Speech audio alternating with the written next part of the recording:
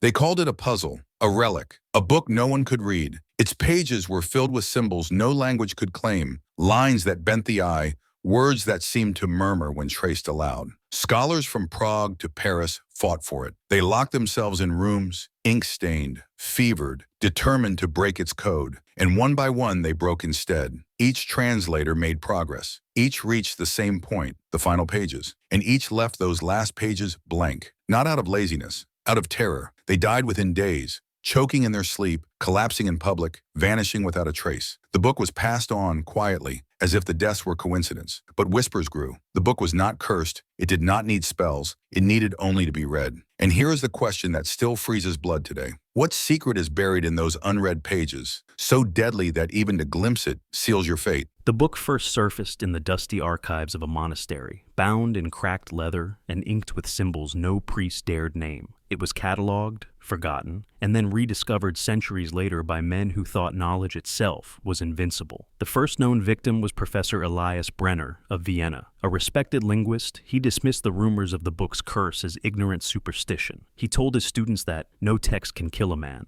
He accepted the challenge of translation with arrogance, laughing at those who warned him. For weeks he worked in solitude. His journals revealed steady progress at first. Letters became syllables. Syllables became words. But his handwriting shifted over time. Clean lines collapsed into frantic scribbles. His notes ended abruptly. He was found days later, slumped over his desk, his face frozen in horror. Others followed. Each one thought Brenner's death was coincidence. In Paris, a brilliant polyglot named Marguerite Leclerc devoted herself to the book. She survived long enough to lecture about its strange structure, describing how the language seemed to rearrange itself the deeper she read. She claimed the book resisted translation, as if it wanted to be misunderstood. Her colleagues thought it poetic exaggeration. Then, in the middle of a lecture, she collapsed on the floor. Her throat bore no wound, her body no sickness. She simply stopped. The pattern repeated. Scholars across Europe, Russia, and even the Ottoman libraries attempted translation. Always the same: rapid breakthroughs, sudden decline, and death before the final pages. Each left behind notes describing whispers in the room, shadows that moved when no one stood there, or an overwhelming sense of being watched.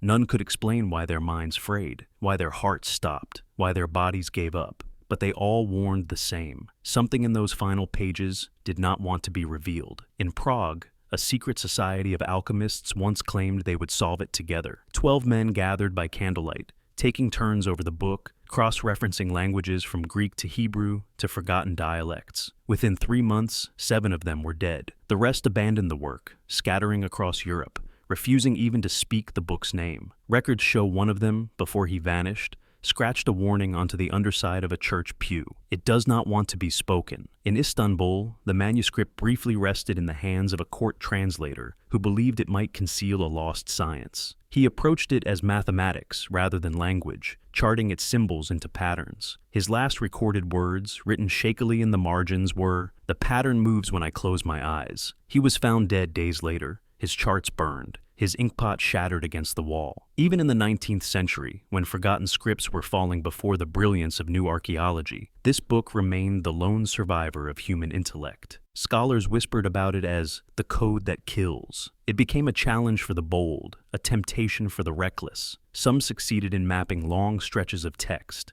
but each time, at the same stage, the final pages loomed like a wall. Survivors of failed attempts spoke of ringing in the ears, of sleepless nights where voices echoed just beyond hearing, of eyes staring at them from blank paper. What terrified them most was not what they understood, but what they almost understood, as if the book allowed progress only to lure them closer to its hidden core, then cut them down before they arrived. To translate the book was not to decode words. It was to awaken something that had been waiting inside it for centuries. This was no ordinary text, not a manual, not a prayer book, not a work of fiction. It was something else, written in a structure that felt older than writing itself, older than speech, perhaps older than humanity. Each attempt to decipher it left behind fragments, disjointed words, half-finished translations, scattered phrases like "the mouth opens," "time folds," "the silent room." No complete sentence was ever preserved, no final meaning reached. Because the moment comprehension approached, death intervened. And yet,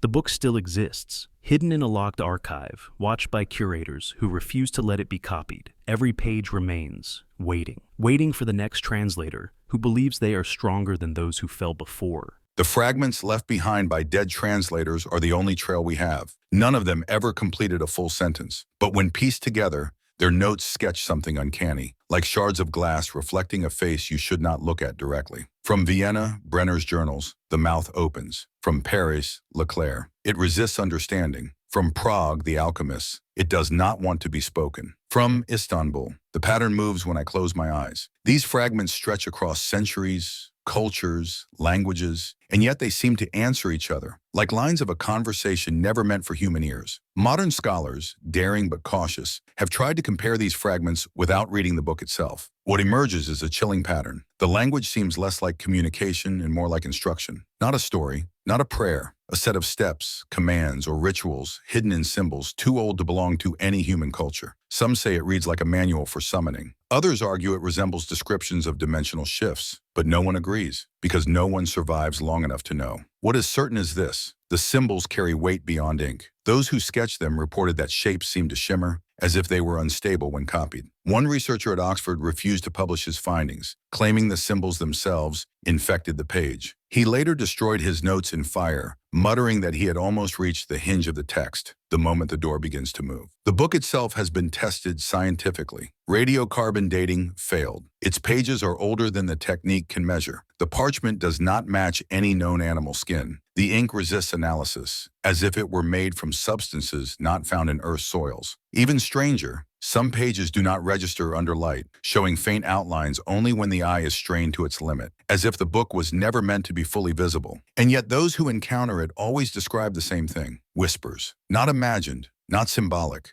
Whispers heard aloud in locked rooms. Brenner's students swore they heard murmurs from behind the professor's office door hours after he was dead. Leclerc's colleagues claimed the lecture hall echoed with her voice days after her funeral, repeating only the same phrase: "It resists understanding." The alchemist meeting place in Prague was sealed after locals heard voices rising from the empty basement. Still, the book persists, not destroyed, never burned. Why? Perhaps because to burn it is to admit fear. Perhaps because knowledge, even lethal knowledge, exerts its own gravity. The curators who guard it insist it must be preserved, even unread. For what if it contains a secret to something humanity has long forgotten? But their silence speaks louder than their logic. Why guard something so dangerous unless part of you wants it to be used? In the 20th century, the book briefly fell into the hands of intelligence agencies. During World War II, both Allied and Axis researchers investigated it. In Berlin, a linguist attached to the Reich claimed the book contained a weapon written in words. His notes ended with frantic lines: "They are already here. They stand behind me." He was found dead, his office locked from within. The book vanished soon after, resurfacing years later in a British archive. During the Cold War, the CIA attempted machine-based translation. Computers fed with its symbols produced nothing but streams of numbers, repeating sequences that resembled coordinates. Analysts tried to chart them: oceans, deserts, uninhabited zones. And then the project ended abruptly, files erased, participants reassigned. Officially, it never happened. Unofficially, whispers suggest at least one analyst suffered a breakdown, screaming that the coordinates pointed not outward, but inward. Psychologists who studied testimonies of those exposed to the text found common symptoms: insomnia, paranoia, auditory hallucinations. But there were stranger effects too. A translator in Moscow insisted he could hear conversations minutes before they happened. An American linguist wrote that after studying a single page, he dreamt of standing in a room made entirely of mirrors, where voices spoke in languages he did not know but understood perfectly. Both men died within weeks. Neither had reached the F. The fragments, when viewed across history, suggest more than language. They suggest a system, an intelligence, something that reacts to human comprehension like a trap reacting to a footstep. Every attempt at understanding sets it into motion. Every death may be part of its design. The question is no longer whether the book kills, but whether it is waiting for the right reader to finish what no one else has survived. We decided to treat the book like a pathogen, not a text, a contagion. If it killed by comprehension, then comprehension had to be quarantined. 4 of us entered the archive: me, the narrator; Annika, the archivist who had negotiated the loan with trembling hands; Ryo, a cryptographer whose faith was in numbers, not myths; and Father Marius, a theologian who had requested to be present in case the words were older than men. We agreed on a protocol: no one would read continuously. No one would pronounce anything aloud. We would divide the labor into insulated steps, like a dangerous chemical reaction broken into harmless reagents. Annika photographed each page. Rao converted symbols into numerical arrays. I manipulated arrays for patterns without seeing the characters. Father Marius reviewed only our outputs, never the book. At every step, we were blind to the whole. If it killed by wholeness, we would deny it. We prepared the room like a clean room, negative pressure, cameras in each corner, a Faraday cage around the scanning station, heart monitors, a signed waiver none of us read fully. The book was carried in a fireproof case by two gloved curators who would not meet our eyes. When they left, it felt like air withdrew from the room, as if the object had a private gravity. Page 1. Annika's hands shook, but the camera shutter was calm. No one read. Everyone worked. Rao fed grids of values into his software. I ran transforms. Frequencies rose and fell like a tide no human ear could hear. The first output was nonsense. Staticky fields of numbers, then a strange symmetry that shouldn't have been there. Rao pointed, frowning. This array is palindromic.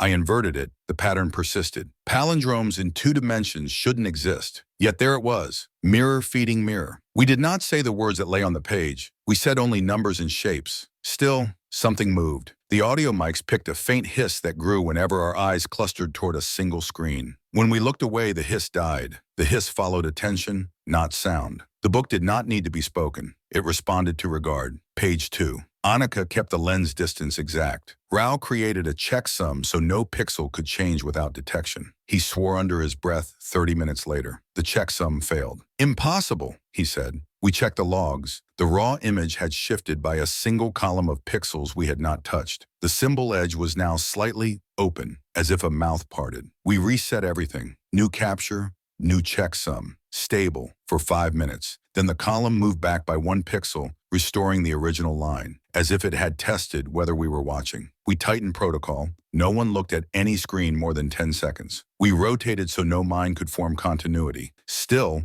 anomalies multiplied. Timestamps drifted. A camera recorded for 22 seconds longer than real time, then snapped back. The air system cycled with a rhythm we did not set. Father Marius, who read only our number streams, rubbed his temples. "You're making a litany," he whispered, not to us but to the absence that answered him. A litany without words. On the 3rd night, Annika dreamt she was in a locked room with a thin slit for a door, and behind the slit, a breath waited. She woke to find a thin slit on the page she had photographed, a tear that was not there before, a line where one symbol curved like lips. She did not return the next day. Her badge lay on the desk, its string coiled like a mute question. We replaced her with a robotic mount to turn the pages. The book disliked the machine. The motor stuttered as if its torque had been stolen. The page turned halfway and stopped, trembling. Rao stepped in with gloved hands, avoiding the text. When he lifted the edge, a line of ink that had always been flat caught the light and curled upward, like a hair rising from skin. We logged symptoms like physicians, headaches,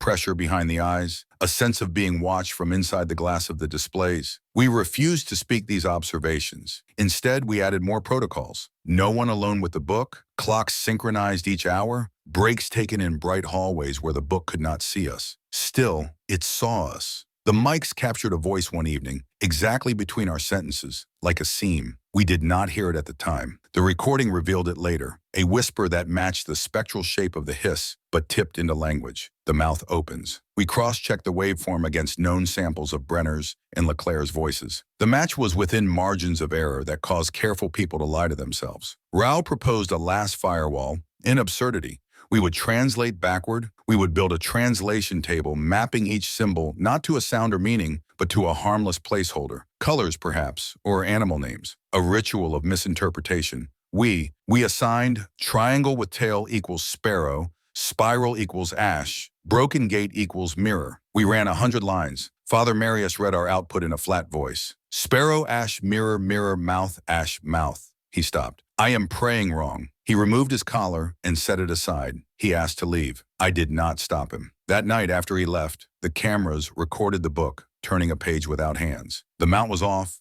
The page lifted, paused, and fell back. We reviewed the compiled fragments we had generated indirectly, never seeing the glyphs. The pattern was unmistakable, even through our deliberate nonsense. An opening, a threshold, a room described by negatives. Where the translators had written the silent room, our errors produced no sparrow, no ash, mirror open. It was as though the book could route around our sabotage, rebuilding itself through the cracks of our precautions. On the seventh day, I broke protocol, not out of arrogance, out of inevitability. The arrays formed a shape I recognized from childhood, a pattern of tiles in a corridor where I once stood alone, listening. The shape aligned to a phrase my mind supplied without permission: time folds. I did not speak it aloud. I felt it. The hiss rose to a tone so high the microphones could not record it. A bulb burst. In the wall, the air units simply breathed. Rao grabbed my wrist. "Stop," he said, as if thought were a faucet. He opened a new file and typed with furious care, "Do not complete." He set the cursor on the last line and waited, daring it to move. It did. The cursor slid one space to the right without touch. A new character appeared. "Because," he said, "it writes because." He laughed once without humor, stripped of the part of laugh that means relief. We shut the room down. We covered the case. We returned our badges and stood in the hallway like survivors after a controlled burn, smoke still in our hair that was not smoke. We agreed on nothing except this. We had not read it, yet it had read us. Annika never came back. Father Marius sent a short note I will not quote. Rao sleeps with lights on and refuses to set his screensaver to black. As for me, I avoid mirrors with frames. Frameless mirrors feel safer. I can explain this to no one. We performed a final test, a cruelty. We gave the same arrays to a graduate student without context and asked her to look for symmetry only. No words, no meanings. She returned a single line, unaware of what it was. The boundary behaves like a mouth. She is alive. We have not told her what she wrote. What then is the final page? We had assumed it contained the last truth, the needle that punctures the heart, but a suspicion grew like mold in the corners of our careful room. The final page is not something you read. It is something the book builds out of you. A page written in your attention, completed in your mind when the pattern finally clicks. That is why every translator left it blank. The page is not blank. The reader is. And when the page fills, so does the room. With what? We locked the archive and handed the key to a man who promised to bury it and did not. We walked out into a city that did not know breathing could be measured in lines of ink. The book remained behind us, closed, calculating, waiting for one more protocol, one more angle of approach, waiting, like a mouth just before it learns your name. After the control reading, silence spread between us like a second skin. We spoke little of what happened. To put words to it felt like carrying its contagion beyond the archive. And yet silence had weight too. We carried that weight home, to families and empty rooms, where the book followed without moving. Rao changed first. His careful logic dissolved into rituals of avoidance. He unplugged every reflective surface in his apartment, taping over screens and mirrors. He called me once at 3 a.m., whispering, "It waits when the lights are off." Within weeks, he had resigned from his post and disappeared to a monastery in the Himalayas. A letter reached me through uncertain channels, a single page covered in numbers, arranged like a mouth. Annika was never seen again after she left her badge. Rumors spread that she had boarded a train east, carrying only a small locked case. Others said she entered the river. Neither account was proven. What was certain was that the archive noted her as voluntarily absent and sealed her file. Those who knew her whispered that her dreams had become louder than her waking hours, that she had gone to meet them instead. Father Marius, who had stepped away before the worst, survived longest. But even distance gave him no shield. Parishioners reported that his sermons became strange, laced with words they could not recognize yet somehow understood. He was removed quietly by the church and sent to an abbey. The last record of him was a single phrase he carved into his chapel desk. The litany continues. And I returned to ordinary life, or something that imitated it. I filed my reports, I resumed lectures, but in every hall a corner seemed darker than it should. Every crowd of students murmured at a pitch just below my hearing, as if waiting to repeat something I had not yet said. I learned to pretend nothing was wrong, to smile, to continue my role as though the book had not rewritten me. But it had. My dreams carried its geometry. My waking hours bent under its gravity. The institution locked the book away, but institutions are never permanent. Curators die,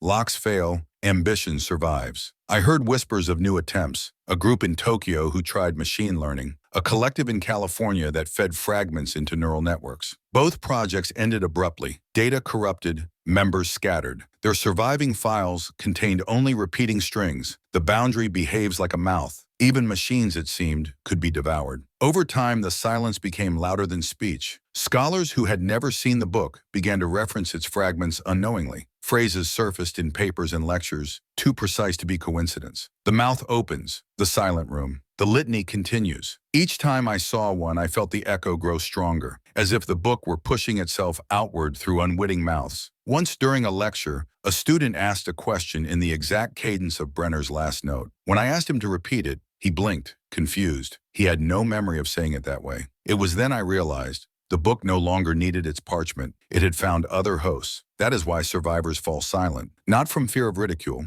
not from orders of secrecy, but because words are doors, and some doors should never be opened again. The book was never alone. That is the conclusion I cannot dismiss. Across history, fragments surface where the book never traveled, echoes that repeat its phrases as if carried by some unseen current. Old inscriptions on temple stones in South America, symbols resembling those we cataloged in the archive. A 15th century woodcut from Germany showing a monk bent over a page, black lines pouring upward into his mouth. A Siberian folktale of a book of breath that killed every shaman who tried to read it. I began collecting these parallels, not as research but as defense. If others had glimpsed it, then at least I was not mad. But the deeper I searched, the clearer the pattern became. Every culture speaks of a threshold described in language. Every tradition warns of words that act, not as symbols, but as doors. The book, then, is not unique. It is one instance of something older, a current running beneath human speech itself. Consider this. In Mesopotamian ruins, archaeologists uncovered tablets that spoke of the room where silence has weight. The phrase matches perfectly with fragments written by scholars who died centuries later. How can identical language appear across eras and continents unless the source is deeper than history itself? In India, certain tantric texts warn of a chant that must never be spoken in completion. Only fragments are permitted because to finish the phrase is to summon the eater of breath. Perhaps this is why translation kills. Language is not neutral.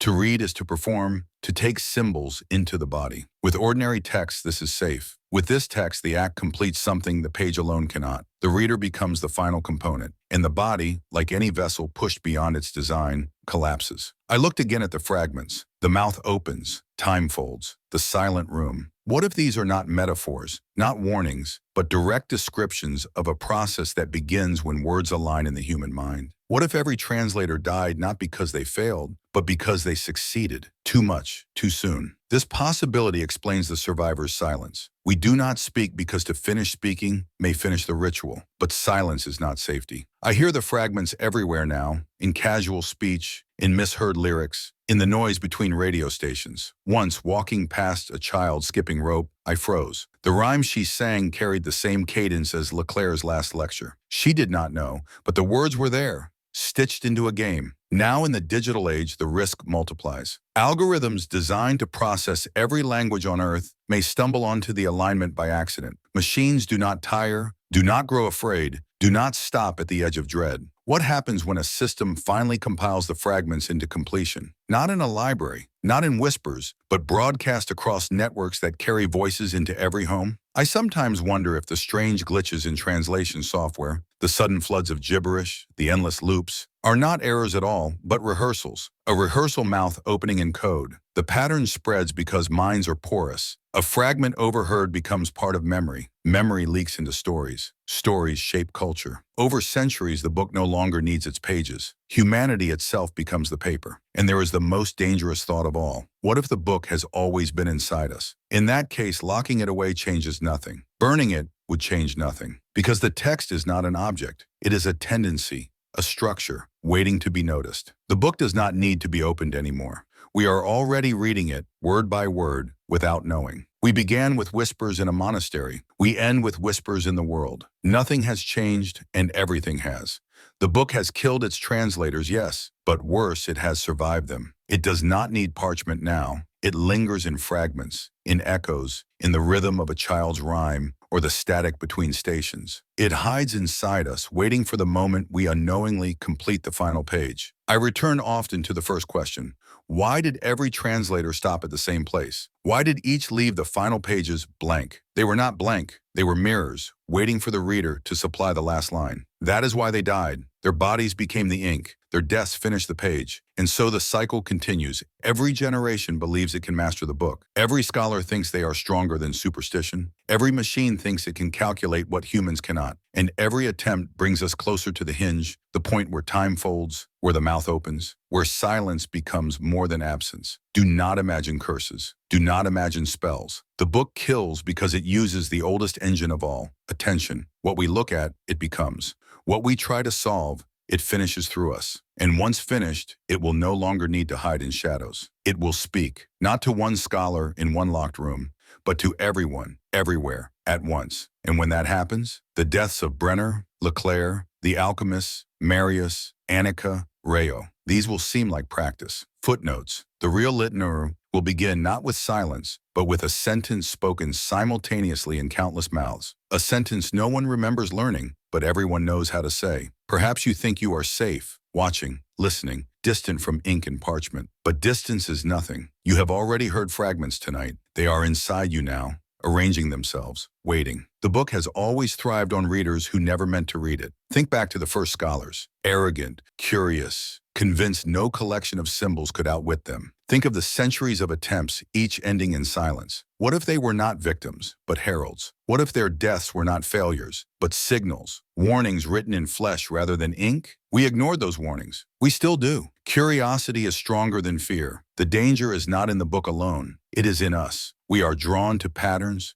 We cannot resist finishing puzzles, closing circles, completing sentences. That compulsion is older than culture, older than history. The book exploits it perfectly. It gives us fragments, and we supply the rest. Each mind becomes the printing press for its own destruction. Look at our world now. Endless screens, infinite text, billions of voices feeding fragments into the same shared space. Do you truly believe the litany will not finish itself? Do you believe we will never stumble onto the final alignment? Perhaps it has already happened, in a phrase circulating online, repeated until meaning bends. Perhaps the sentence has already been spoken, and we are living inside its consequence without knowing. That is the twist no one wishes to admit. The book may already be complete. We may not be waiting for the final reader. We may be the afterword, a